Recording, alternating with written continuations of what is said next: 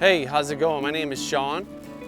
I am father of 4, so we have 6 people in our family, and we were comfortable and familiar with rooftop tents, but as we were looking for a solution as a family to get out and camp and be nimble and able to get off grid a little bit, we decided down the path of getting an adventure trailer, and that led us to FSR, and we bought their simple adventure trailer.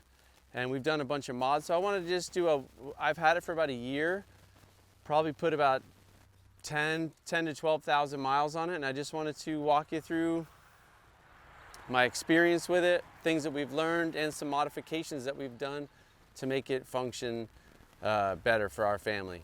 Okay, and the vision and mission behind this trailer was keeping it simple, but having just enough things like to be comfortable and able to stay out for longer periods of time. We just got back from a 2-week road trip, camping trip out west, which was really awesome. So first, just some general things on the trailer. Trailers can be very expensive.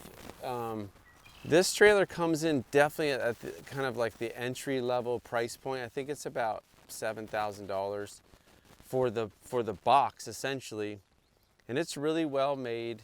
I can't really complain at all about, like, it stays dry inside, and this is not, you don't sleep in there, this is just for storage. So as you can imagine, if you have 3 or 4 kids, even 2 kids, depending on the size of your vehicle, a lightweight trailer can make a lot of sense to get all that gear out of the car, off your roof rack and into the trailer. So I think dry weight, these are like 600 to 700 pounds, fitted out, geared out. I think this is probably, I'd say 1,300 to 1,500 pounds, so still light enough for most average vehicles to tow. It's got a Timbren suspension, a 2,000 pound rating overall. And this has like the I don't know if it's called the Overlander or the off-road package. So it added like these step plates, the front tongue box, like some of that stuff or platform came from FSR like that. And again, it's just an empty shell. There's no power, there's regular trailer wiring, there's no trailer brakes on it from the factory. And so, but again, it's just a great shell, capable off-road. I've had it off-road, I haven't gone like hardcore rock crawling, nor will I. But getting off of Colorado trails, Moab, Utah trails, it gets so awesome. And it tracks really well. That's one of the most surprising things to me was how well it tows. This last trip, we were doing 75, 80 miles an hour. Maybe that's irresponsible, but out in Utah, man, the roads are wide open and it tracks great. I do highly recommend rotating the tires probably every long trip, like every 2,000 to 3,000 miles, we've found that like we needed to rotate the tires to keep them wearing evenly. That's been a really important thing. But yeah, low maintenance. There's a couple grease points. You got to just do some basic stuff. And this trailer is also outfitted with FSRs. Let's walk around here. These FSR High Country Series 80 tent. It's super roomy. Man, it's like rated at, I think 4 people, but I've seen I have friends that have this tent that have like 3 little kids, and they sleep 5 people up in here. And it's the tri-layer, so it really does help stay cool in the summer and warm in the winter. It's quiet, comfortable. This is a great tent, highly recommend it. So, and with a rooftop tent or like, with a car with a tent or a small SUV in a tent, and this, you really have a capacity to sleep 5 to 6 people in a very small, confined package. And I really like that it keeps you connected with the outdoors. Not having like a giant 30-foot fifth wheel or whatever camper. It's nice unzipping those windows, keeping the screens open. It's really cool, and it pairs well with the trailer. As you can see, the trailer has 3 doors on it, 3 equal-sized doors. And there is a lip, so you can't really put a slide for a fridge. That's something I'm trying to figure out. Is it possible to get a fridge into this trailer? As of now, I leave the fridge in our vehicle, but you can definitely get a cooler in there. The trailer's well set up. This is came factory with Kenda mud terrains. I don't know if you really need mud terrains on a trailer. I would probably like prefer like an all-terrain or something with a little better tread wear. But it does come with 31 10.5 tires and decent ground clearance. I'm not sure exactly how much ground clearance, but I've never bottomed it out. Yeah, it's overall just good, tidy package. So let's get into some of the modifications and how we use it. So first, we love these front runner wolf packs. There's also like these AluBox containers. Those are a really nice way to pack this thing. They fit in the door width-wise, and it's just, so as you can see, we have like our coffee one, our cleaning one. We actually have a cooking one. Those are really nice in a trailer type of setup rather than just throwing, you don't want to just throw stuff in there. So staying organized is important.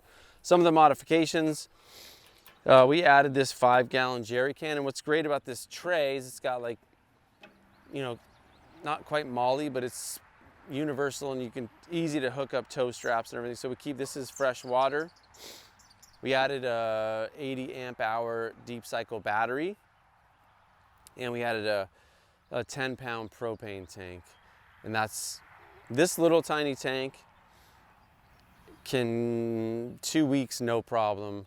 We have a hot water heater inside that'll show you. So heating hot water and operating the partner cook stove, not a problem. As you can see on the front here, we added an LED light. We also added a little spigot. This is just cold water, but it's nice to do dishes or just to have something to rinse off. Let's come on this side. Again, this is just an old, I inherited this from my dad. This is an old Coleman, like little tray stand. It works great. The Cook Partner stove is amazing. I keep both a hose connector to go to the propane tank and also an adapter to go to those little portable disposable propane tanks.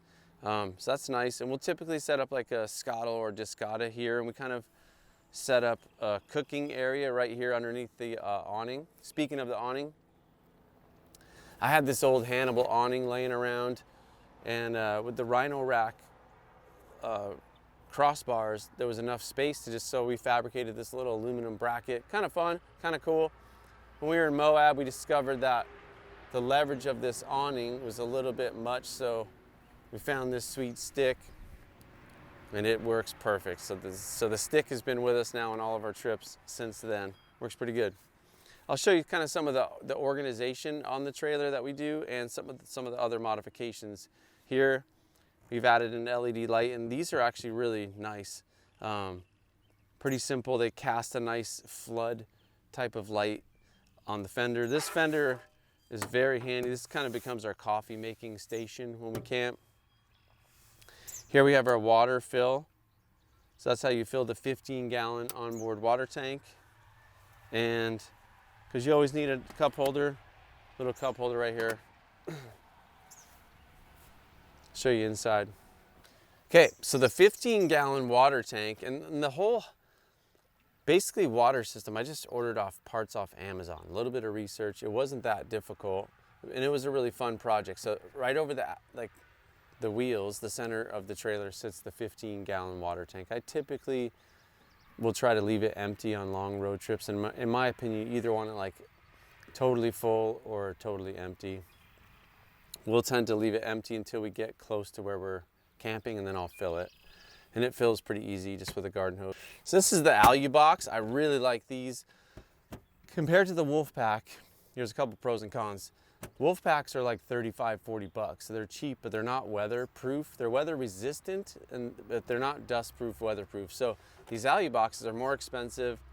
They still nest well and stack well, but they are 100% waterproof and weatherproof. So this is like my go-to gear. So I don't typically pack anything on top of this. This is where I keep headlamps. This is all my headlamps. These are camp lights, some like hipster lights. You gotta have those. Matches, lighter, carabiner, paracord. Keep a knife, some lights. Like this, just kind of stuff that I always want to be quick and easy to access. When you pull into camp late at night, you might slap a light on, get in here. We also put some interior lighting. I can show you that. I added some interior lighting, which really helps when it's late at night to not have to get that headlamp. If you can come around here, I can show you like how I made the switch panel. Okay, so we have this, I had this old Pelican case, and I tried to figure out how do I put a switch panel that's easy to access, but also, you know, just kind of cool and usable. And so I modified this Pelican case to become a switch panel. And again, I just ordered these switches off Amazon. But we have a 12-volt kind of port, double USBs, and then a battery indicator. And this is set up to charge off of the battery. Well, it's set up to charge off of the alternator from the vehicle while we're driving, or I have a solar panel that I just hook up. And man, this battery, dude, it'll last weeks, especially with a charge here and there with a solar panel. There's a fuse block, if you can see in here. I don't know if you can see that well, but that is the Camp Chef hot water heater. And debated whether it would be fine to mount it inside. I just make sure the doors are open, that there's nothing on top of it, but it works fine. It's really nice having a hot water shower, pressurized hot water shower. But that's it, man. Just a couple simple mods. Keeping we keep the whole back 2/3 for it just gets storage.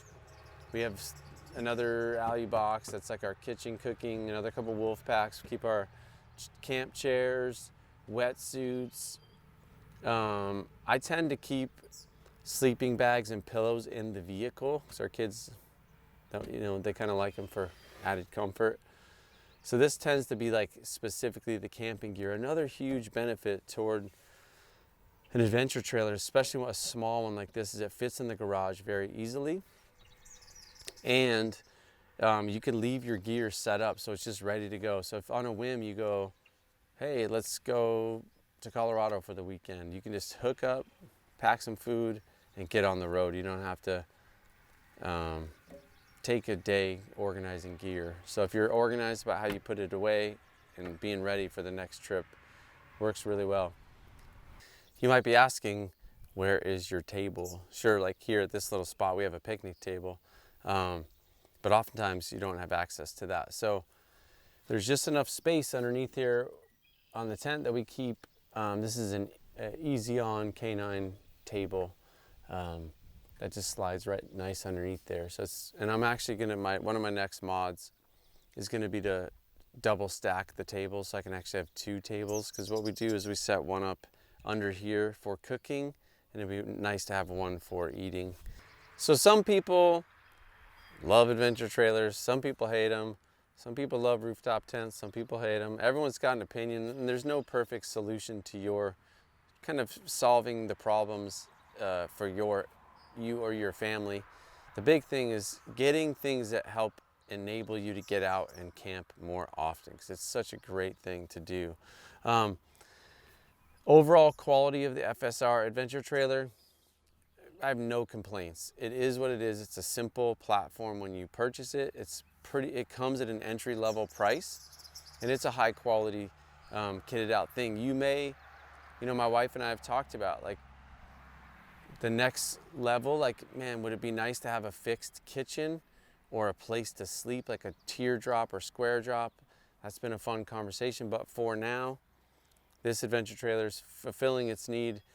It enables us to do what we want to do. We have a lot of fun. It enables us to do things and get to places that we want to get. So thumbs up. If you pick one of these up, maybe you learn a couple things about some of the mods. Give it a shot. They're not hard to do. You don't need a professional shop to do it for you. You can just get in your garage, get some simple wiring tools, watch some YouTube videos, and yeah, if you have any questions, leave a comment. I'm happy to answer. And thanks for checking out the video.